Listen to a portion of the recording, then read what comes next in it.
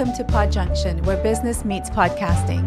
Whether you're on a morning jog, driving to work, whipping up a meal, or just taking a moment for yourself, our weekly bite-sized episodes promise fresh insights from successful podcasters who have cracked the code of using podcasts to grow their business. So whether you're a podcasting newbie or seasoned podcaster, grab your notebooks and get ready.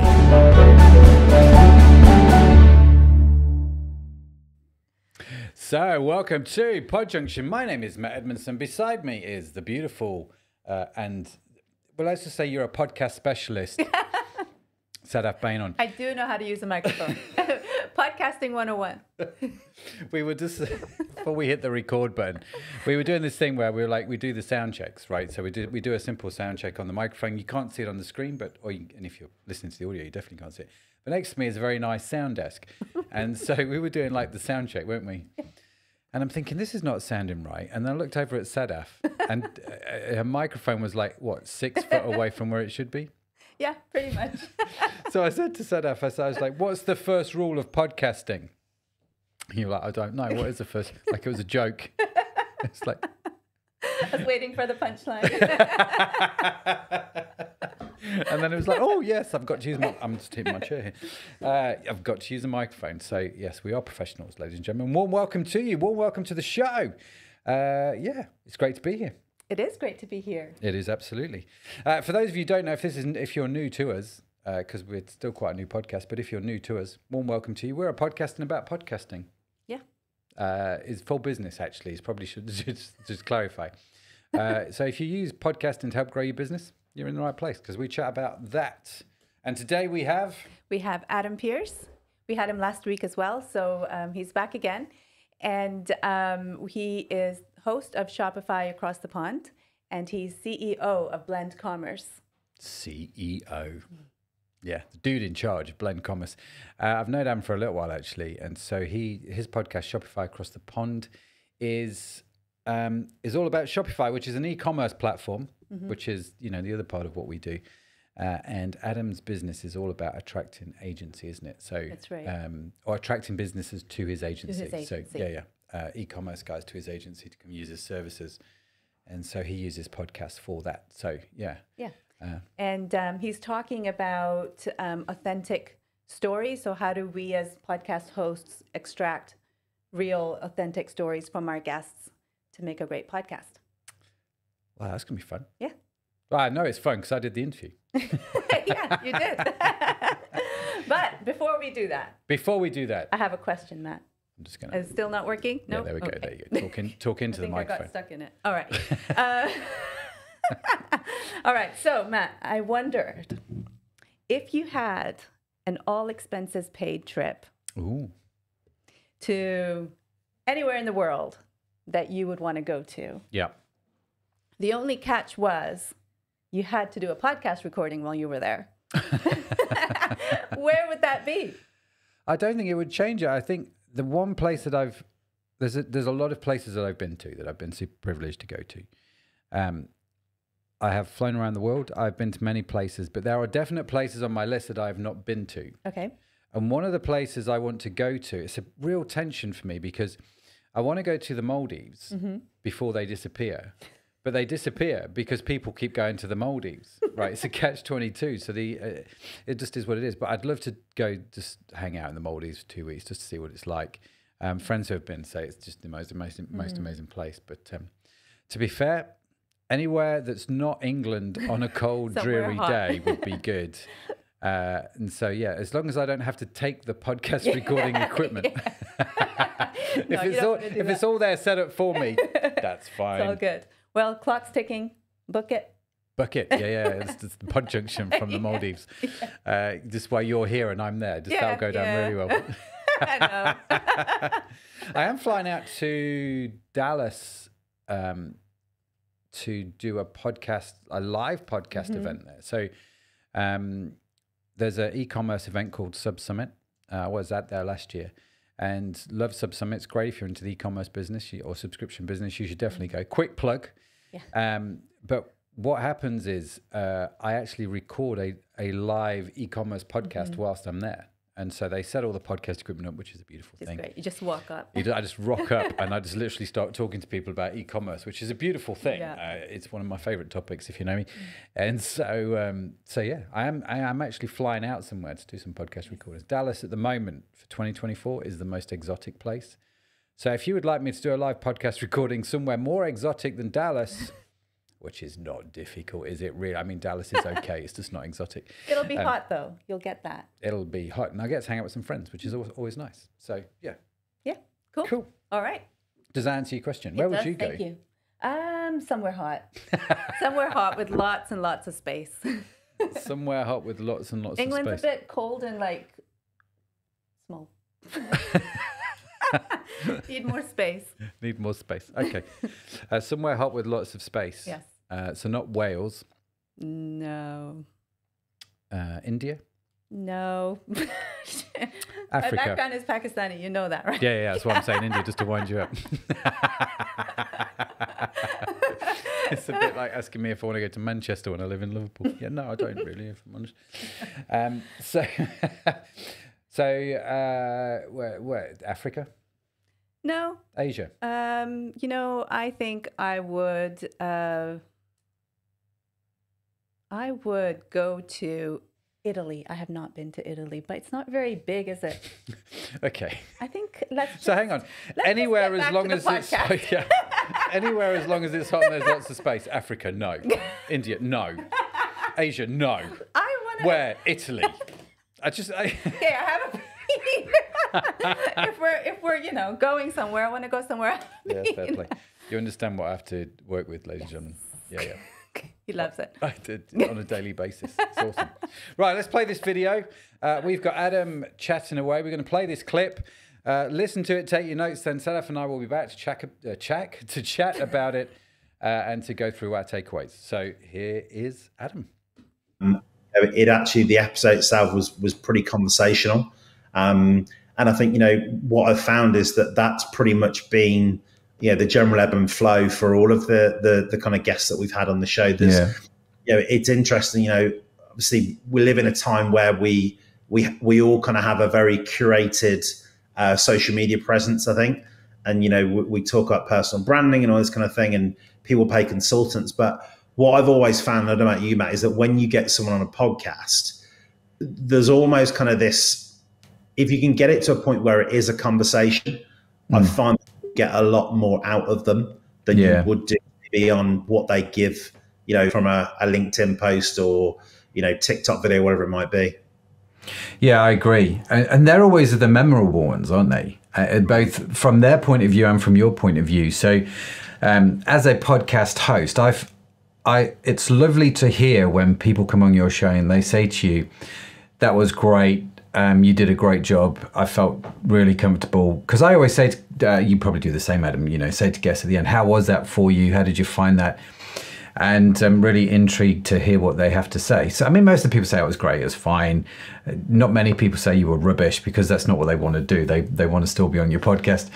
But there are some people who actually will just give you some little nuggets when you ask them that question, which is always lovely to hear. And you tend to find those that are conversational and intent on delivering value would be the other thing. Make the best guess. No, I agree. And look, I've had some absolute stinkers. I can't lie. I've had a lot. I wouldn't say a lot. I've probably got 5 or 6 whereby someone has come in essentially with the answers all prepped, and it is essentially a veiled sales conversation. And what unfortunately I've had to do in those situations is basically stop the recording and say, look, this isn't really going to work if we are basically, exchanging verbatim between one another. People know when that's being done. Yeah. And I think, also as a podcast host, you have to kind of protect that, because ultimately if someone jumps into your podcast on that episode, you know what it's like, Matt, they're probably not going to give you the opportunity to show them that you can do something different. So it's kind of, I think from both people. As a guest, I think you need to be mindful of that, because you won't get invited on other podcasts. Secondly, you're not going to actually convey the message you want to. And then from the actual, podcaster themselves, they've got a podcast reputation to uphold as well. Yeah, no, it's very true. It's very, very true. So what are some of the other things that you think make great guests that you found in your 3.5-year tenure? I think the thing for me is when you have someone that has almost kind of gone against the grain of what people are expecting. What I mean by that is that, you know, there are a lot of brilliant entrepreneurs that have started businesses that are completely unrelated to the field that they then ended up in. Yeah. And yeah, there seems to be, you know, sometimes there's a particular trajectory that, you know, people might follow. So, you know, look, they've gone to university, they've then gone to work for a big corporate, they see an opportunity in the market, they start up a, you know, an e-commerce line, they sell. Okay, and I'm not knocking that, you know, fair play to people who do it, but it's when you get people, you know, that are kind of saying, look, well, actually, you know what, I didn't go to university, I had no interest in e-commerce, and then one day I'm walking on the street and basically I see this thing in front of me, I'm like, look, there's something got to be different to be done about that. And I started developing this product, and I was in my shed and all this thing, and it's just kind of, you know, I guess, you know, the one that I think, you know, probably a lot of people know about is probably someone like Ben Francis, who started Gymshark. You know, great for him, a young lad delivering pizzas, buys a t-shirt printing press, does it in his mum and dad's garage and starts selling it online. You know, it's when it's a little bit different to maybe what people expect, because I think our responsibility as a podcast host is to present different avenues in the industry that we podcast in and inspire people. Having the same story about, you know, going to work for a consultancy or accountancy firm and then, you know, blah, blah, blah, you know, spotting the opportunity is fine, but we don't want to keep hearing that same story again and again and again. That's super true. Because especially with podcasts, I've found that, you know, like with the agencies that contact you and say, do you mind having this guest on? It becomes very hard to differentiate between a bunch of the guests. They sort of merge and blend into this sort of beige vanilla kind of flavoring. You're like, well, I've had one. I don't really need any more in that sort of field or genre. So you have to work hard to get it to sort of stick out, I think. But I'm curious, Adam, when you have interviewed people then, how do you get to the story? What sort of... Do you have a specific strategy? Are you just naturally curious? Do you have preset questions which you're intrigued about that person? Do you do a lot of research? I don't know. How do you get to the story of the guests that you've got on? Yeah, no, I think, you know, my strategy usually is that when I'm doing a podcast, I will have basically 5 set questions I've nailed down. What I tend to find with that is that I almost kind of look at these as sort of like chapters of the book. Yeah. And then what I try to do then is basically off the back of their responses, almost do kind of a mini subsection within each of those questions. Yeah. So I ask something that's quite open as an initial question, and then I just try and keep drilling into layer down within that question. Because I think by doing that, you know, for example, you know, if I've got a guest on the show who is, you know, say, for example, from a reviews platform for e-commerce, you know, my first question usually is, right, you know, well, how did you initially get into e-commerce? And then they'll tell me, you know, a story about their work for this particular company. And then, you know, I'll say, well, why is it in that case that you picked reviews? Isn't reviews quite a boring aspect of e-commerce? So you throw a bit of that kind of, you know, kind of challenging sort of thing in there. And then, you know, what do you think about people that think this way about that particular aspect? So it's just that sort of, you know, I try and just keep drilling down into that detail. And that's when I think you get, you know, those nuggets that you talked about earlier on. So welcome back to Podjunction. Great conversation there with Adam.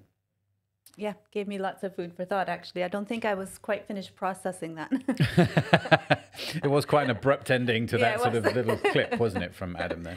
Yeah. So again, huge thank you to Adam for coming on to the show and just telling us how he operates with his podcast. Do check it out. It's Shopify Across the Pond is his podcast. But yeah, so you took lots of notes. What did you get from that?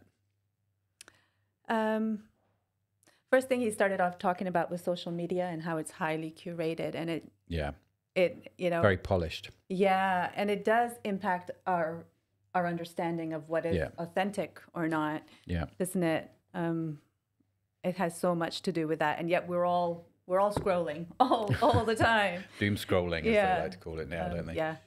But no, it's interesting what you said about that with because we do like to put on these sort of highly polished versions of life, don't we, on social media? And I think I totally agree with Adam that actually when you take those same folks and get them onto a podcast and actually can engage them into a real conversation, then the sort of the polishedness goes and actually it starts to become authentic. And I think when you'll know as a podcaster, if you've had guests on your show, you'll know as a podcaster, or if you're just starting out and you're going to get guests on your show, you'll know when you have hit something with that guest where you go, this is just sweet or beautiful. Yeah. It's genuine. It's authentic. This is the reason why I do it. This is a great conversation. And you get some guests who are just so amazing with that. And then you get some guests who are so, closed up, like a duck's butt, really, as we like to say. But they're so closed that actually it's like talking to their social media profile. Do you know what I mean? And so, I thought it was a good analogy. You take away the polish, I think, with the podcast. You talked about having a few set questions as chapters, akin to chapters in a book, and how he asks a question and kind of digs into it layer by layer. I was thinking, what if you've got guests who just, you ask them a question and they just love to talk? I mean, they talk good stuff. They're giving away, like it's genuine, it's all of that, all of those things, but they like to talk. Yeah. So how do you then, as a host, how do you keep them on track in one sense, but also be able to still extract the things you kind of want because your listeners are after that particular information? How would you do that? I think there are so many things that you can do there that will help you. So the reason I'm laughing is because I recorded a podcast yesterday. I won't mention who I recorded it with, but the opening question, you're just thinking was 10 minutes later, he's still talking. And you're like, so there's a number of things to think about. What helped me with that guest was, number one, I think we prepped him well. So he knew what was coming up. He knew the kind of questions that we were going to ask. I didn't give him a list of all the questions. Like Adam on that particular I don't do it on every podcast, but on that particular one, we have 3 key themes that we want to hit. It's what's the story. You do that podcast as well. And so there's 3 key 3 questions that we have. We're not going to ask the question the same way, but we want those answers to those 3 questions every time. Yeah. So he knew what was coming up. So I think once he got off on the first one, he kind of like, well, he knows what's coming up. So he knows he just can't keep going and going and going. 2, I think actually you've got to ask, is what they're saying interesting? Because sometimes we panic that they've gone on for 5 or 6 minutes, but actually that's okay if those 5 or 6 minutes are really interesting. If they're not interesting, well, then I think you need to learn from that as a host, and that's when you interrupt. That's when you become a little bit more forceful with how you ask questions, and not being afraid to do that, because it will actually come across quite naturally on the podcast. If you're talking and I'm in a conversation with you, and sometimes we think because we're recording it, we've got to be a bit more polite. Yeah. But if it's that conversation, just like you were in a pub or in a coffee shop or something, you would make some kind of comment. And I think you can do that, and it does interrupt people when they're talking. The other thing that I've found as well is you can say to people, if you think they're going to be a bit of a talker, usually they know it. It's normally people that have not really been on podcasts before, or if they have, they know they're a bit of a talker. You have some sort of an agreement which says, if I do this, then that's a sign you need to stop talking, right? You just if you're doing the video, don't do this. Because people say on the podcast, this. No. No. Sorry, if you're listening to the audio, what I'm doing is I'm doing that thing, where you move your hand underneath your chin. Kill ya. Yeah. Just kill it dead. No. It's just simple things like I might just put my pencil up in the air like that. Because I've always got a pen or a pencil in my hand because I'm always making notes. That's one of the great ways of getting conversation out of people is you make notes, active listening. But that's one way to do it. But I don't do it like I'm at school, like, hello, teacher, I've got the answer. Just put my hand. No, it's just a real subtle thing. Like, And you might watch that podcast and go, you would never know if you're watching the video. But the guest sees it and goes, okay, I should probably wrap it up. Yeah. Cool. But there have been a few occasions where I've just literally talked over them. And I didn't care because it was my podcast. And they didn't notice. No, not at all. Yeah. Not at all. And if they did, they're kind of like, oh, yeah, sorry, I was going on a little bit then. And you go, yeah, you were, you little git. Stop it. You know, it's one of those where I think actually it's okay to make fun of it, to joke about it. Sometimes we feel like we have to take it a little bit too serious.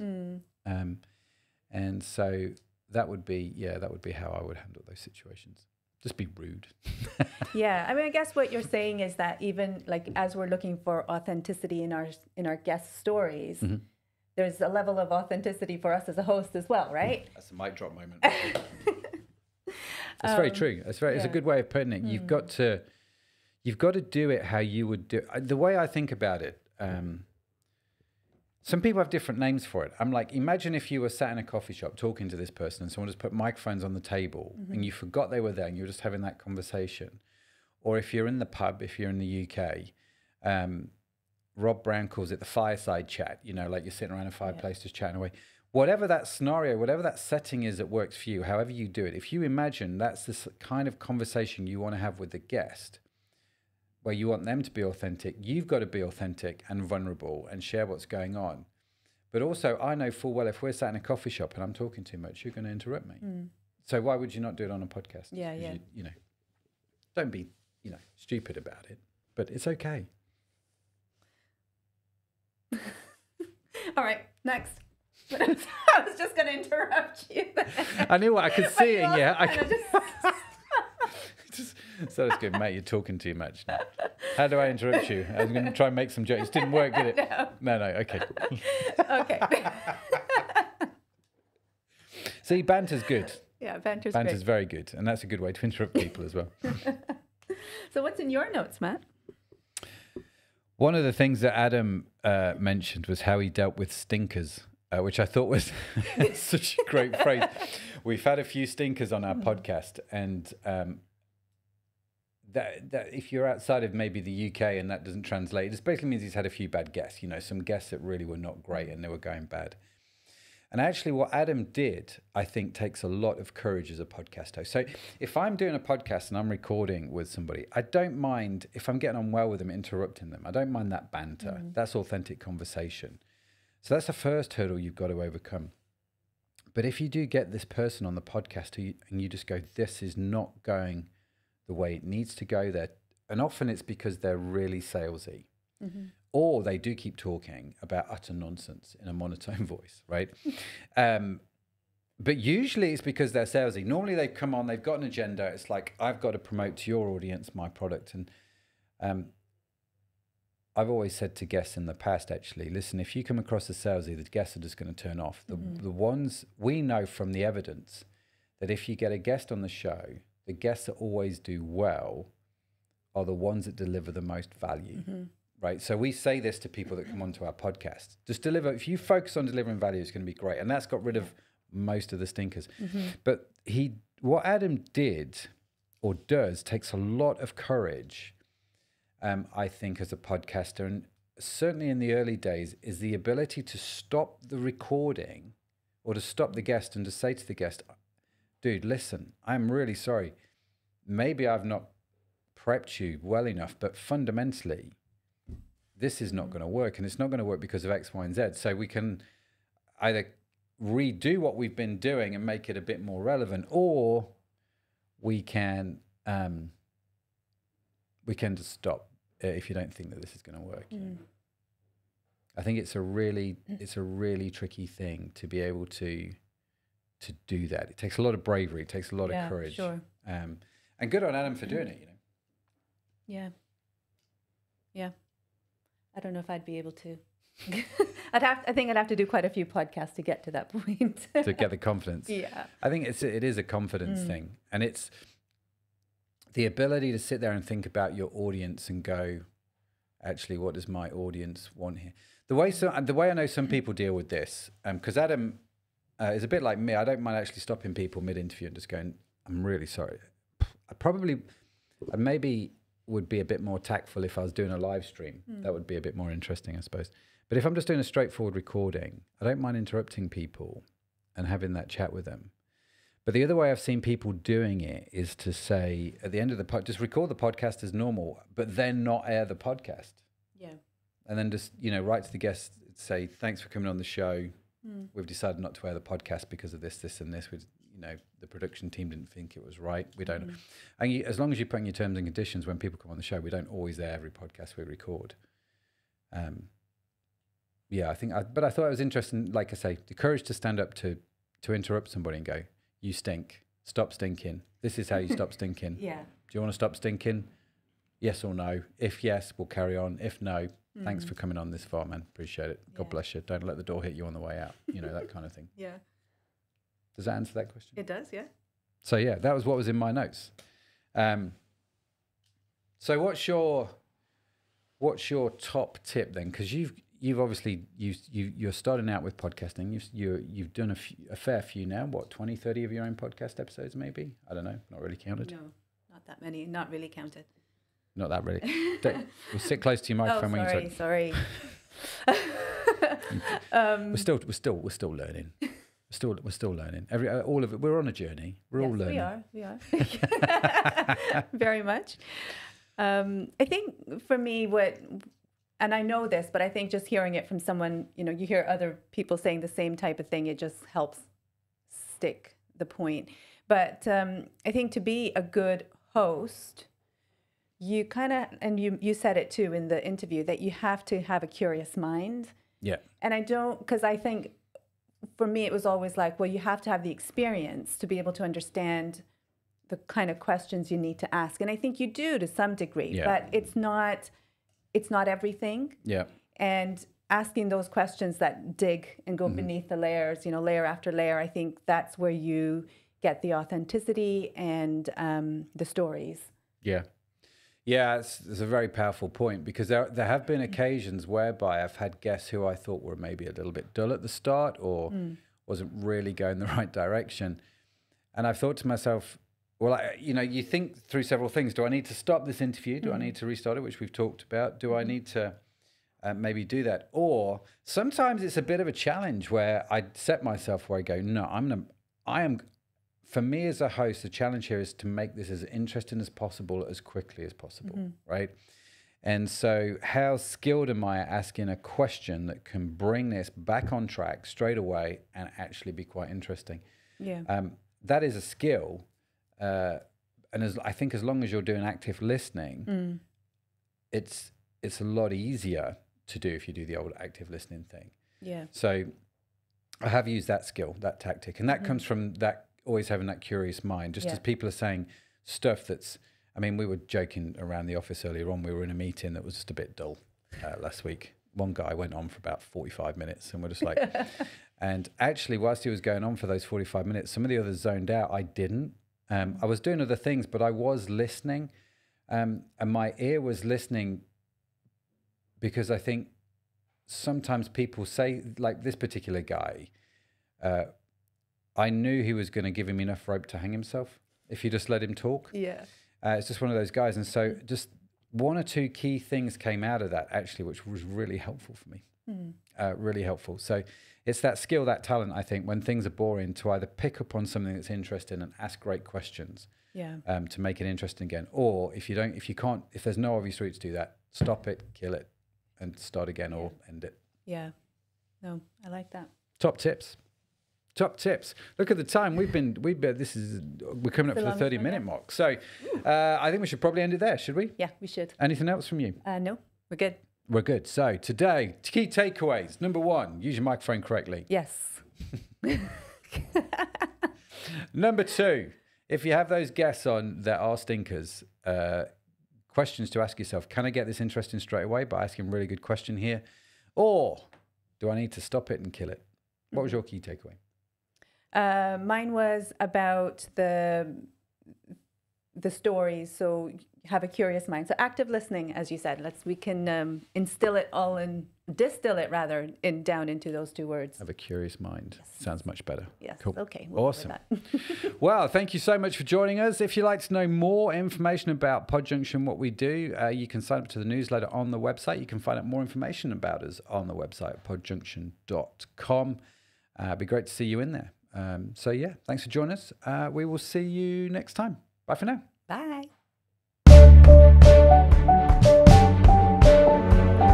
And that brings us to the end of today's episode at Podjunction, where business meets podcasting. If you enjoyed the insights from today and wish to hear the full conversation with today's special guest, don't forget to visit thepodjunction.com, where you'll find more information about how you can join today. Whether you listened while on the go or in a quiet moment, thank you for letting us be a part of your day.